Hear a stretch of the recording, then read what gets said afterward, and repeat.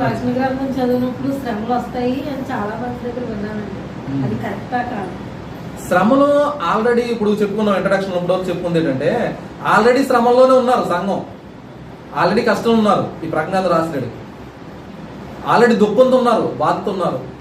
వీళ్ళని బయటికి తీసుకురావడానికి ఫస్ట్ వచనం ఏం చెప్తుందంటే ధన్యులుగా చేయడానికి చదువువారును వినువారును ఏమంటారంట, గైకొను వారును ఏమవుతారు.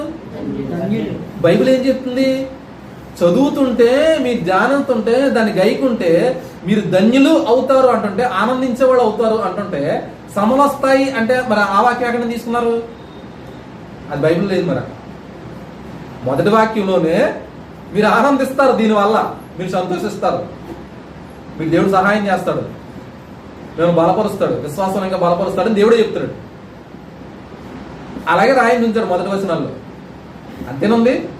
చూసారు ఇక్కడ 3వ వచనం, 1వ అధ్యాయం 3వ వచనంలో ఆ సమయంలో ఈ ప్రవచన వాక్యములు చదువు వాడును వాటిని విని అందులో వాటిని గైకొను వాళ్ళందరూ కూడా ధన్యులు.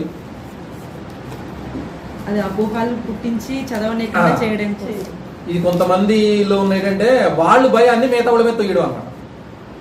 నాకు ఏదో భయం ఉంటే ఆ భయాన్ని మీ మీద తొయ్యడం అనమాట. మనం ఒకసారి క్లాస్ లో చెప్పుకున్నాం కదా, భయాల గురించి చెప్పుకున్నాం. భయాలు ఉన్న వాటి గురించి చెప్పుకుంటూ చూసాం కదా. ఒకళ్ళ మీద ఉన్న భయాలు అంటే ఒక భయం ఇంకో దాని మీద పడ్డాం అన్నమాట. ఎవరికి భయం అంటే భయం ఉంటది, ప్రజ్ఞాన చదివిన భయం ఉంటుంది. ఎవరికి భయం అంటే దేవుని మీద నమ్మకం లేని వాళ్ళకి భయం వచ్చేస్తుంటది, విశ్వాసం లేని భయం వచ్చేస్తుంటది, రక్షణ మారు మనసు అనుభవంలో డౌట్ పడిన వాళ్ళకి భయం వస్తుంటది. ఎందుకంటే ఎక్కడికి వెళ్తాడో తెలియదు,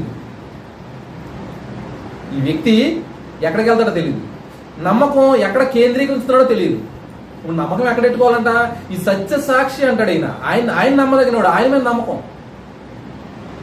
మీకు ఎన్ని సాములు వచ్చినా పర్లేదురా బాబు, తట్టుకున్న వాళ్ళు ఉన్నారు, వాళ్ళు చూడండి ఒకసారి, అపోస్తులు ఉన్నారు, వాళ్ళు చూడండి అని చెబుతూ యోహాను గారిని సాక్ష్యం పెట్టి ఈయన చంపేసినా సరే ఎన్నిసార్లు చెప్పినా సావకపోతే పద్మస్తెంపంలో ఇస్తారు.